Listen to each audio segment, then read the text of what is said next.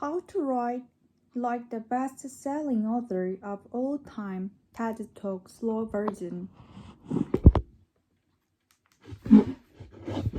Agatha Christie is the best-selling novelist of all time, but in 1916, she wasn't even the most promising writer in her family. Her older sister Madge has already written several short stories while Agnes hadn't published it.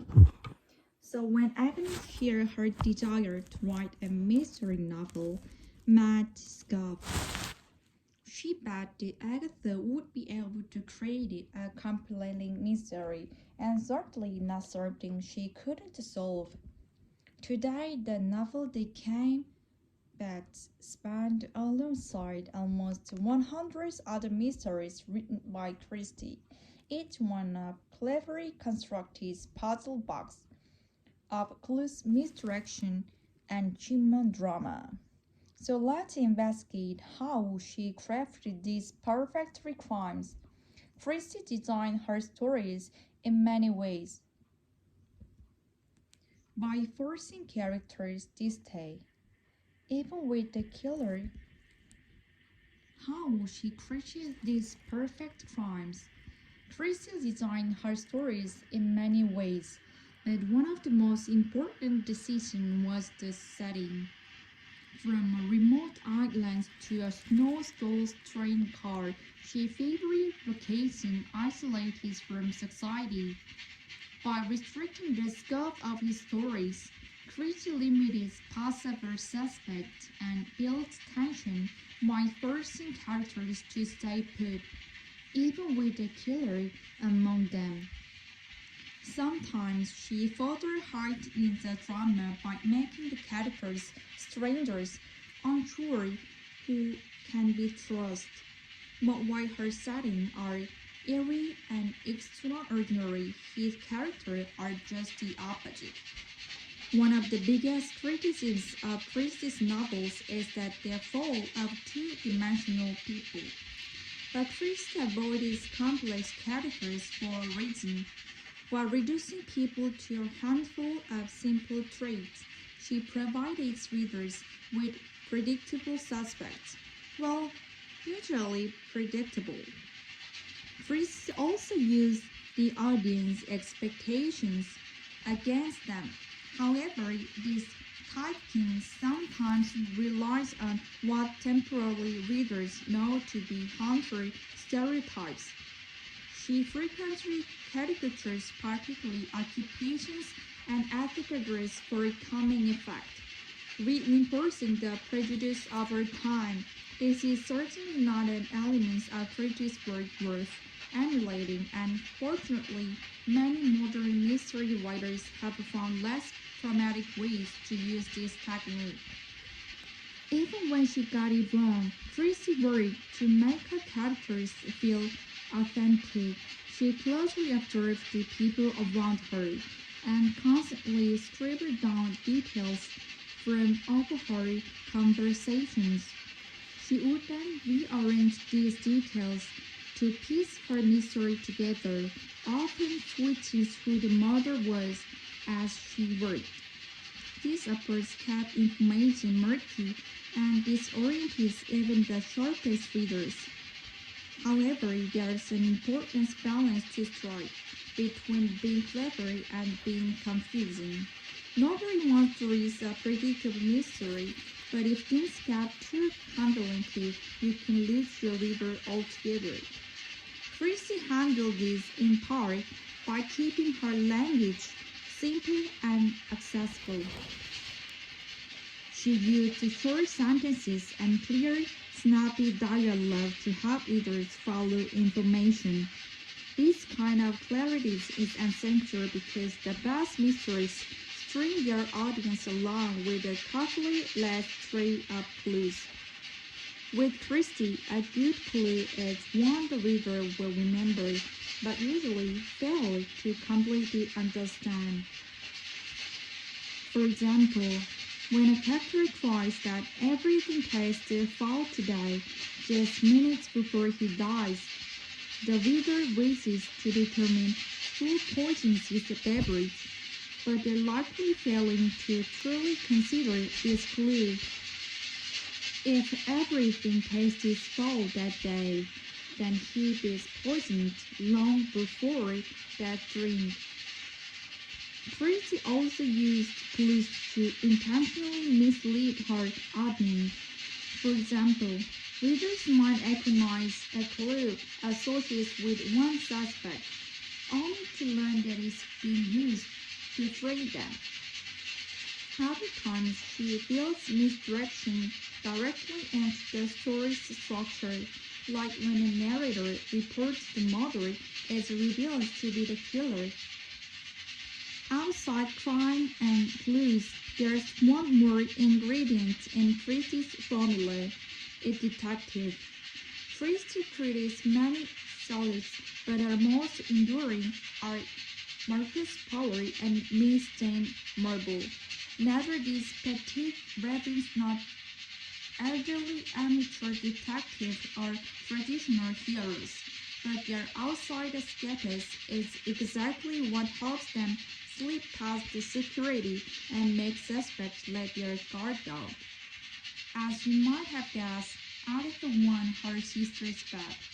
Her eccentric detectives' clever clues and simplified suspects form a blueprint that had to stand calculated readers. And now you have uncovered her strategies. The only mystery left is what stories you can tell with these secrets. What more?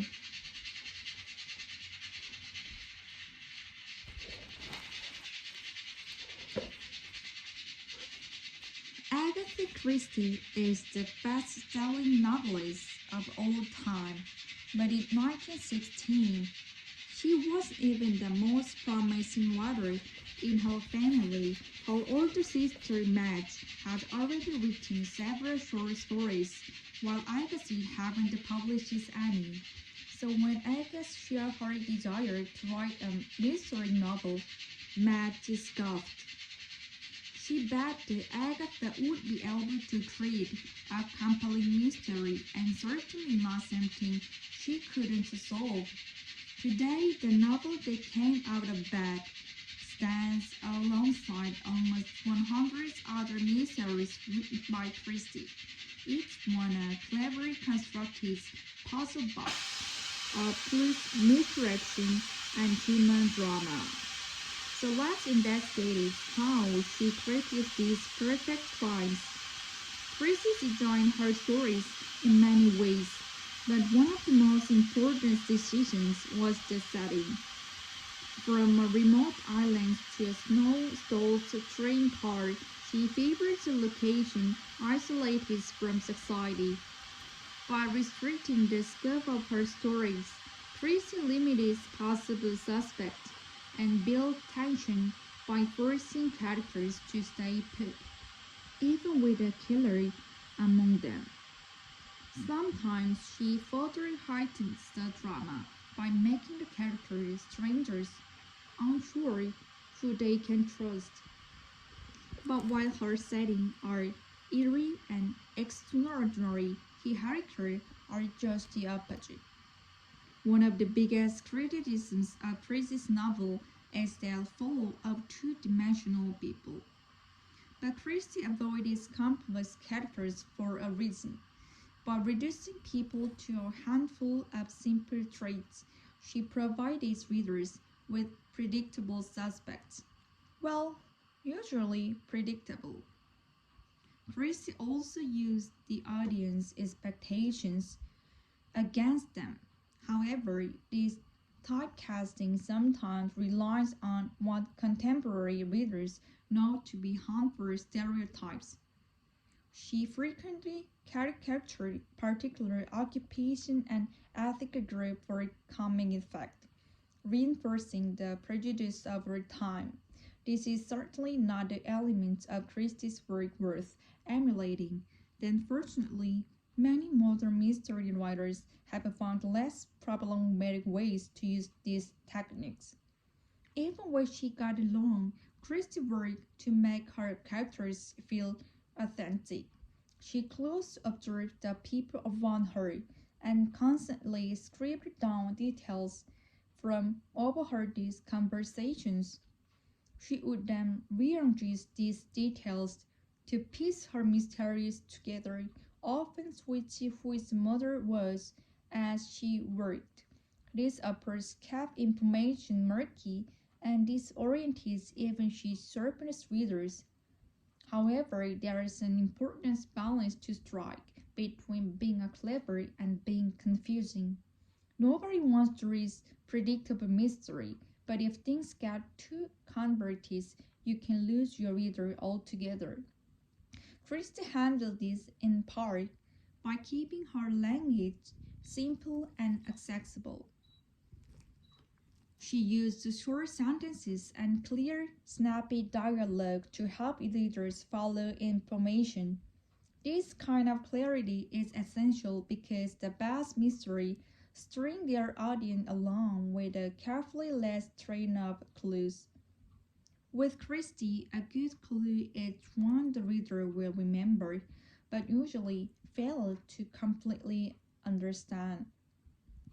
For example, when a character implies that everything tastes foul today, just minutes before he dies, the reader races to determine who poisoned his beverage, but they're likely failing to truly consider this clue. If everything tastes foul that day, then he's been poisoned long before that drink. Christie also used clues to intentionally mislead her audience. For example, readers might recognize a clue associated with one suspect, only to learn that it was being used to frame them. Other times, she builds misdirection directly into the story structure, like when the narrator was reporting the murder is revealed to be the killer. Outside crime and clues, there's one more ingredient that Christie formula. It's detective. Christie credits many sleuths, but her most enduring are Adventure Porter and Miss Jane Marble. Neither this big Belgian refugee nor this elderly amateur detective are traditional heroes, but their outsider status is exactly what helps them slip past security and make suspects let them guard down.